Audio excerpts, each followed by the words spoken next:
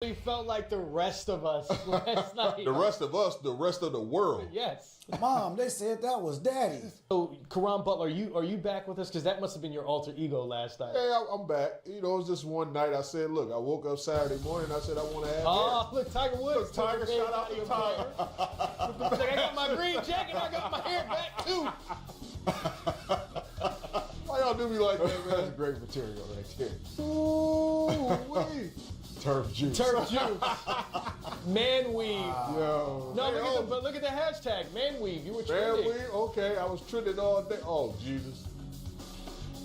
Oh, you got your taxes back, huh? Where I the told dreads him I got my taxes back, man. I might come in with dreads. You lied to the people.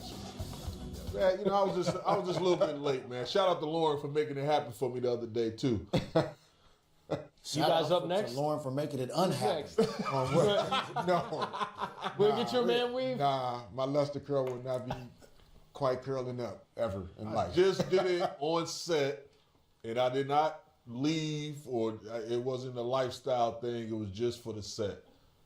All right? All right. We clear, America? All right, let's talk basketball. Next time, maybe the rest of us can get like the Bears, like James Harden, right? Something. Fisher got a real one, but I mean, defending him was an issue for the Utah Jazz as they take this L, a big one by 20 in the first game in the first round of the playoffs. Defending the Beard is tough, right? And for me, you have to give him multiple looks. So it'll be on Utah to figure out defensively how they want to scheme him, because playing him and allowing him to go right, come on now, you're talking about one of the greatest scoring guards in our league. And for his career in the playoffs, he's averaged 7.5 assists a game. So he's a willing passer, but you cannot give him straight, direct lines to the basket. And then Gobert, you cannot leave Clint Capella and allow them to lob the ball to the rim. That's too easy for a guy that has led the league in scoring and is in top 10 in assists. There it is again. Gobert outside the restricted circle, too high, easy pass, easy finish. That's a very, very weird way or strategy on how to contain James Harden. All right, look, first of all, nobody singly can go out there and guard him, but you at least try to make it difficult for him. So now you're funneling him to Gobert, who's the anchor of the defense, the eraser, but he has momentum going at him. You know what I mean? So as an offensive player, you know as well that you dictate your movement, and they're not into him. So that's rule number one as a defensive player, that, look, you're just playing and following his guidelines and where he want to take you, and that's not a good situation to be in. Well, and in that case, you look at the final stats. James Harden actually didn't make it to the free throw line often, and Rudy Gobert, 1 block, 4 fouls. So if you look at that situation and think, Utah Jazz, clearly that defensive scheme did not work for you. What do you do differently to try to take advantage, again, of Gobert, your rim protector?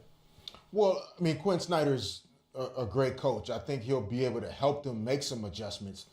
I mean, obviously, when you create a strategy or a game plan, the idea is to take certain things away. And against the Rockets, you want to try and limit the three-point attempts. And so tonight, they still got up 41 three-point attempts, even though you were trying to limit those by forcing James to penetrate downhill with his right hand. So I think for Gobert, just reminding him and encouraging him to protect the rim. Don't go for the tough twos. Don't try to contest those or block shots away from the rim. Protect the rim. Once James is inside the three-point line, we have to live with whatever he does. If he gets 20 layups tonight, we would rather have that than the Rockets shooting 41 threes, because we're not going to beat them at their game. Oddly enough, with the Rockets, they were second in the league in three-point field goal percentage defense in terms of three-point percentage, 33.9%. So not only do they typically shoot more threes than you, you actually don't shoot a great percentage against them, because they're forcing you to play a style of game that they want you to play. And I don't think the Jazz can win that game. They got to figure out a way to completely get them off the three-point line. Are we overlooking the Rockets' defense? Because it's always easy to focus on what they do offensively and how you try to stop them. But Mike D'Antoni is at the podium. We'll get to that after he's done talking. Anyway, Rudy Gobert Tonight looked like he was in a tough spot where either you had to step up or you had to hang back. In terms of the game plan that you guys executed tonight, how would you describe how effective it was against him? You mean James drives? James drives, the dump offs to Capella. I mean, that's, James just has to do a good job. They can't take everything away there, and, Gobert does a good job. And I thought James was really effective tonight and just mixing up floaters all the way to the rim, getting Clint, kicks out like 3 times in a row to PJ, who knocks him down. So we mixed it up pretty good. Spread, and we had spacing was good. I thought it was great. Mike, what did you take away from Eric Gordon tonight, especially his defense on Mitchell? Well, Eric is, one of the better defenders in the league, without a doubt. Nobody ever talks about it because he's pretty understated, but he's so strong, and then he can put, nobody can post him up. He puts his chest on people, keeps them out of the lane. I mean, he's just really good at what he does. Mike, in general, why do you think you guys were so effective defensively, keeping them really from getting in any kind of rhythm? We've been doing that for a while now. I don't think it's particularly against them. I just think that, for the last 2 months since everybody got healthy and locked in, and we've had the same rotation, more or less, same guys in that mix that understand exactly what we want to do. We can get better from this. We've fouled way too many times and put them on the line. That's something that we have to cure for next game. But it doesn't surprise me that we can defend at all. The way you guys have defended these last 2 months, does it take some pressure off when there's like ragged minutes on the other end, or not getting the shots you want? You're still not going to give up the runs. There you go. What'd you say, Jonathan? I'll word it better this time. Okay, do it. The way you are defending these last 2 months, does it take some pressure off when there's some of those ragged stretches we saw offensively, where you're either not getting the shots, you're not getting them to fall, that Yeah. there's not the big run to answer either? Yeah, I do. It's all kind of tied. And then, again, playoffs should be different from regular season. Regular season, you're going to have bouts of malaise or, just, it's a long season, trying to look past people, whatever. But that shouldn't happen in the playoffs. You should be on your game for 48 minutes. And I thought, for the most part, we came out the second half a little soft. And we have to cure that. You can't mess with the game. And but we righted the ship and went from there. But like I said, the good thing is I thought we played great defense, but we can improve it a lot. So that's great. Mike, the aggressiveness, the assertiveness, other than that little spell in the second half, Uh-huh. is that what you have to see from this team, considering what you want to accomplish in these playoffs? Without a doubt, and that's the key. And I think first half they only had 1 offensive rebound. And again, we've said if we can rebound and then get into people like we did, and we fouled way too much, but when we do that, we're really good defensive. We had some really good defensive players. And then Clinton was getting all the big rebounds, and we were boxing out well and didn't have too many lapses of just concentration. Mike, you're up 12 after the third quarter, and to be able to build on the lead when James is out, and we've talked about this a lot, but just how comforting it is to have Chris out there. Well, I mean, just as comforting as any Hall of Fame point guard you have on the floor against maybe their second line guys.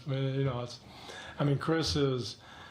I mean, James has been so good this year that you forget how good Chris is sometimes. I mean, he's I thought he had a great year this year, and any big moments and big times, he's stepping right up. So, to answer your question, very comforting, not surprising in the least.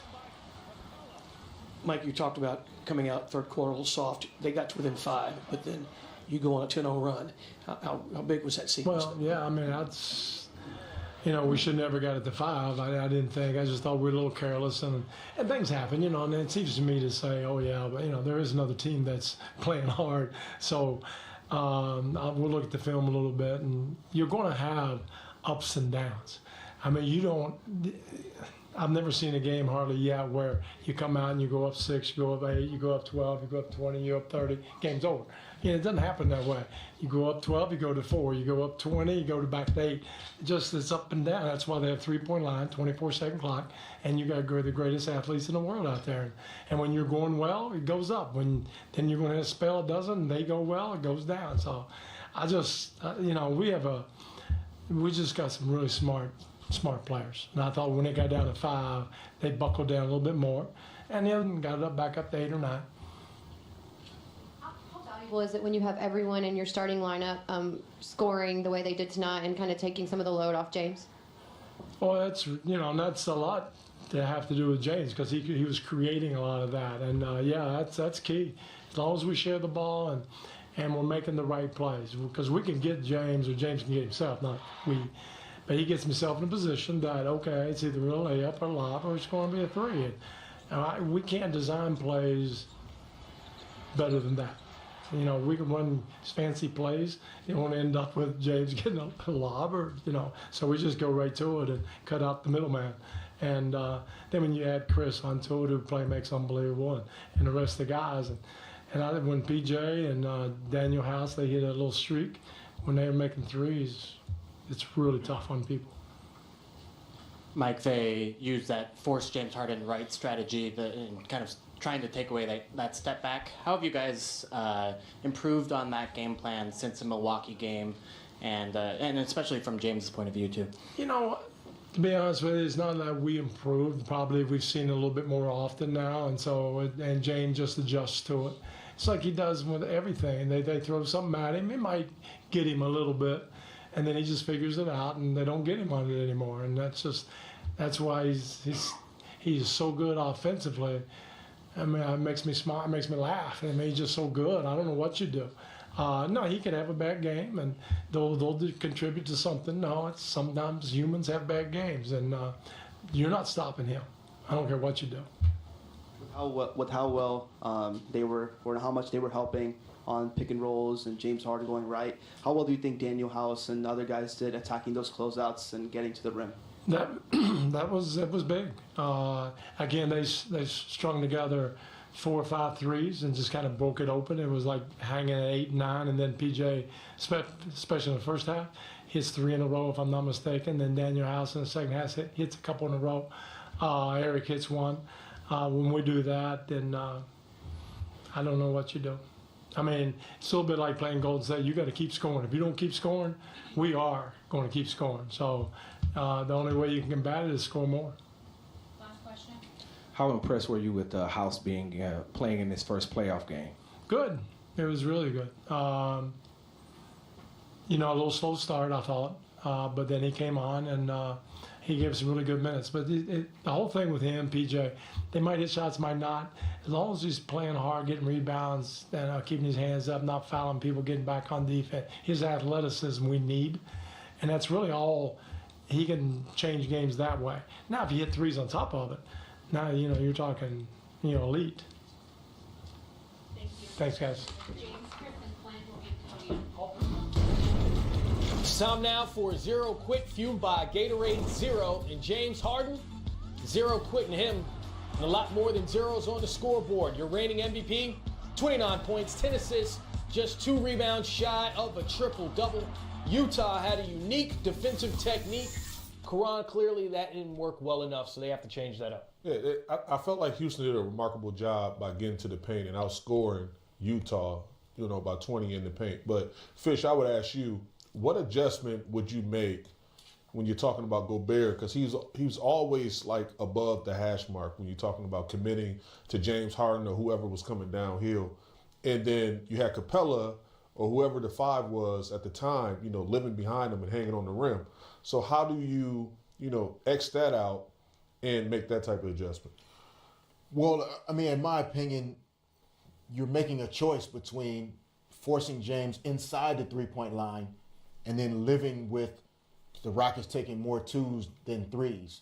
And so once James is coming downhill, it's hard for a shot blocker to make the adjustment. I thought there were times where Gobert got a little bit thirsty in terms of blocking the shot and getting closer to James, as opposed to really waiting at the restricted area to make sure that Capella didn't get too far behind him. So he's literally just jumping straight up, almost verticality at the rim. There's nobody behind him. And if James stops, if he shoots floaters all night long, you have to live with that.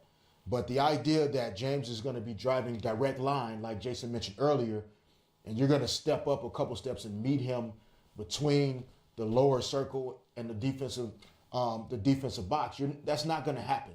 So Gobert has to remain at the rim, connected to Capella, and you have to live with James shooting layups and floaters and take the three-point line away.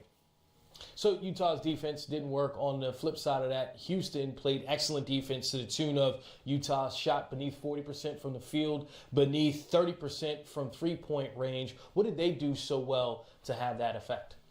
Well, I thought defensively they were engaged. But again, Houston's defense is really their offense. They put so much pressure on you. I look at the possessions. 95 field goal attempts Houston had to Utah 77. And then three-point percentage. Utah shoots 25% from three. In this day and era, we can talk about defense wins championships, but it is efficient shooting that wins. Golden State does it, right? Milwaukee Bucks do it in the East. And so for Utah to beat Houston, they're going to have to be much more efficient and get more attempts at the basket. They also had 18 turnovers, which is a direct effect of not getting attempts at the basket because you're turning the ball over. Karan, when we look at Chris Paul and his impact on the Rockets last year, if he doesn't have that hamstring injury, they're ahead 3-2 over the Warriors, and it looks like they were going to take that series. That didn't happen once he had the hamstring injury. 14-7 today doesn't jump off the page at you, but when they needed to turn it up in the second half, Chris Paul was driving that machine. Yeah. Oh, Quinn Snyder at the podium now. We'll talk about Chris Paul a little bit later. He was in sort of a tough spot tonight, whether it was a matter of stepping up or holding back. What did you think of the way that the Rockets attacked him specifically? Well, he can't be in both places. I don't want to dissect that situation, but I thought more than always if you give up a dunk, it feels a certain way. If you give up a three, it can feel a certain way where, but you're going to give something up. We had some breakdowns in the half court, no question. Some of that's going to happen even when you're good because of their ability to make plays. But I thought, really in the first half and some in the second too, our inability to secure a rebound or a loose ball when we did get a stop. And then in particular in the third quarter when I thought we started to play better, we had 3 or 4 possessions where we got stops and, just had some plays offensively where not only did we not convert, but, we made mistakes offensively. We turned it over. And you're just not going to be able to, they shot like 20 more shots than we did. And I don't know how many points off our turnovers, but if you give a team that's that good, multiple possessions, and we didn't play well.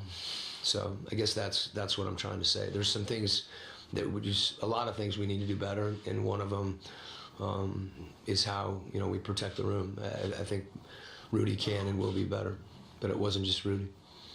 You mentioned pregame how difficult they are to defend, handle in so many situations. When Harden's playing that like that and their defense is playing well, and Daniel House is hitting threes, and PJ Tucker, is it almost a pick your poison type situation? Yeah, yes, you're going to give something up, but we can be better in some of those situations, and some of it for us, feeling the game. I thought their physicality defensively disrupted us. The ball stopped. We got stuck on one side of the floor, and we just have to be more determined in those situations. Again, on the defensive end, I think we can be better in some areas. But as you said, you're going to give something up. At times, it just can't be easy.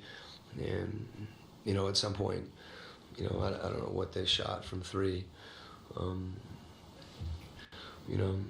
We don't want to give up open ones generally, but if you're if you're protecting the rim and doing certain things against James, you're going to give something up. So that's why it's so impactful if you get a stop and you don't get the rebound, or you get a stop and you don't. The third quarter we got some stops, and then we didn't get shots on the other end, and that's tough to overcome.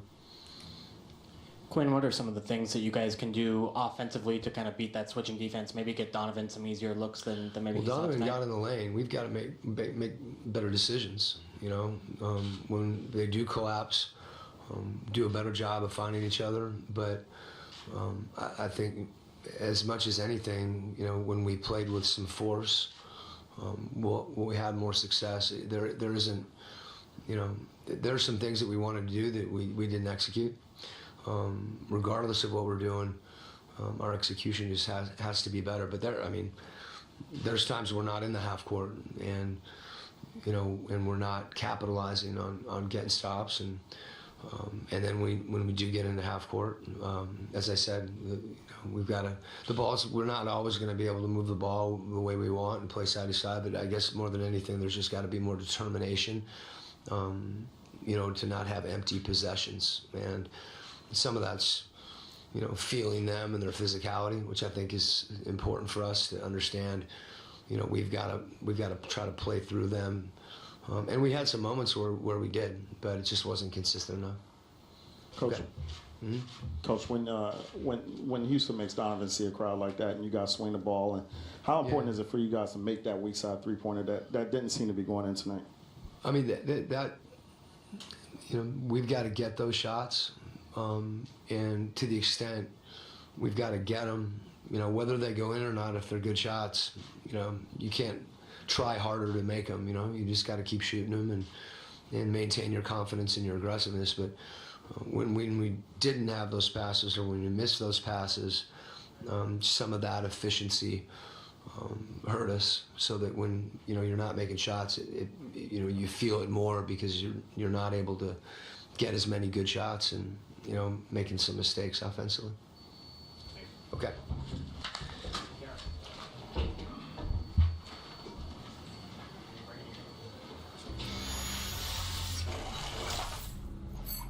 So let's welcome in Joe Borgia, Senior Vice President, Replay and Referee Operations. A couple of plays to talk about from today's action. Play number 1, during the fourth quarter of today's Pacers-Celtics game, Aaron Baines was called for a blocking foul as Tyreke Evans was driving to the basket. Joe, what made this play a block as opposed to a charge? Well, Chris, our rule is the defender, Baines, he has to get directly in Evans's path, and he has to beat him to the spot prior to Evans starting his upward shooting motion. Now, from this angle, it's hard to tell. But from this angle, you clearly see that Baines is sliding to his left. And therefore, he did not get directly into his path. He did not beat him to the spot. So that makes this a blocking foul by the referees, which was correctly called. Next, during the third quarter of tonight's Pistons-Bucks game, Andre Drummond committed a hard foul on Giannis Antetokounmpo. After officials reviewed the play, Drummond was assessed a flagrant foul penalty 2 and ejected from the game. Joe, what did officials consider when evaluating these types of plays, and why Drummond was assessed a flagrant 2? Chris, we have certain criteria, like you said, the officials look at: wind-up, impact, follow-through. But we're also looking, is it a legitimate basketball play? And anytime a player takes a two-hand shove to an opponent, that's really not a basketball play. We look at the vulnerability of the opponent. And you can see, Antetokounmpo is jumping up into the air. He's at a very vulnerable position, and that could lead to, high potential for injury. And, we have degrees. So, when you have a push, was it a soft push or a hard push? This was an extremely hard push. And, the degree of a potential injury is much higher. So, therefore, the officials on the court, and I agree 100%, that this was level of not only unnecessary, it was excessive, which makes it a flagrant foul, too. Finally, during the fourth quarter of tonight's Jazz-Rockets game, Clint Capella was called for an offensive basket interference violation as he tried to convert an alley-oop from James Harden. Joe, what did you see on this play? Yeah, we got Harden driving, and, it's an alley-oop, or is it a pass? So, our rule is any ball going towards the basket which has a chance to score or is in the cylinder cannot be touched by any player. So what you're going to see, Capella jumps up, grabs the ball, and you can see the ball is half in the cylinder. Therefore, he can't touch it. Now, you saw, Houston complain a little bit, but I'll guarantee you if that was Gobert who went up and grabbed the ball, Houston probably would have complained a little bit more, but not for offensive basket interference. They would have wanted goaltending on the play. So that was an easy offensive basket interference in slow motion and freezing it. But on the court, it's so quick. You have to determine, was that ball actually going to have a chance to score and be in the cylinder? And, you're only talking, 4 to 6 inches, but that is illegal. Certainly, you only dispute the plays that are against your team. Joe Borgia, appreciate your time. Thank you. Thanks for having me, Chris. The guy we just discussed on that final play, Clint Capella, 16 points, 12 rebounds, even with those 2 taken away. Here he is at the podium. First question. Clint, with Gobert, disrupting things in the paint, what do you feel like your job is to sort of, counterbalance that? Do you look to get into him a little bit more? What's your strategy there? Just always be ready. Of course, my first job is to be in the paint, to be ready to block shots, help my teammates whenever there's a blow by or something, and of course be ready to control Gobert whenever he tries to get offensive rebound or try to roll to the basket and finish. Be there also, and I have to be able to communicate to my teammate whenever they screw up, whenever we can switch on something, whenever Gobert try to act like he set the screen but he slips. I have to be able to communicate that, and this is and do it and get it again consistently, and a big part of that. Clint, can you take us through was it difficult? You've been dealing with that upper respiratory infection. Was it hard today? Yeah. It was. I said it was one of my toughest games because it was kind of hard to recover whenever I was sprinting, whenever I was make big efforts on offensive rebounds or defensive rebounds. It felt kind of hard to breathe like I used to, like to be up on screens like I used to. And I felt that I was a little bit on a step down tonight. So hopefully I'm gonna have a couple of days to even come back better and better. Before the game, Gobert kind of laughed and said, "You guys speak French to each other when y'all are playing during games, and then when y'all are doing that, he tries to intimidate you." You said that? He did. Did he, what does he do? That's not true.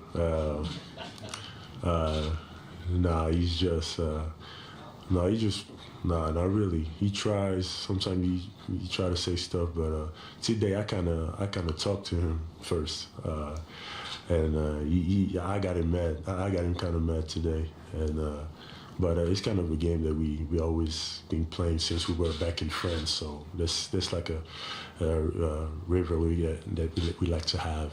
What did you do to get him mad today?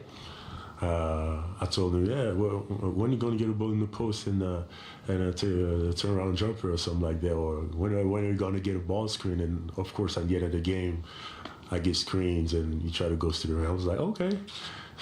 He had a ball screen coming for him, so that was pretty fun. Yep. Any other questions? Rudy is obviously one of the great defensive players in this game, but tonight, the game plan against him, you guys worked it almost flawlessly in terms of you put him in this position where he either had to step up on James, which left you open for a lob, right? Or he had to hang back, which let James basically go over him. Yeah. I guess, was it as easy as it looked? Yeah. I think that what's interesting in the series that it gets harder, because I remember also last year it's how it started, like we had the floor and everything, but it gets harder through the series. So of course I expect them for game 2 to have adjustments, and I expect that it's not going to be as easy. And I feel like, of course, whenever I try to be in movement as much as I can to make him move, so he has to make quick decision, and I know that he doesn't like that. And this is how I get most of my buckets. Whenever I can sprint down the court, whenever I dive to the rim, and James coming at the same time to make it, to make him have to make a choice. And most of the time, it works good for us. Thank you. Thank you, guys. So the 32-point win, the second largest in postseason history for the Rockets and the second worst in postseason history for Utah.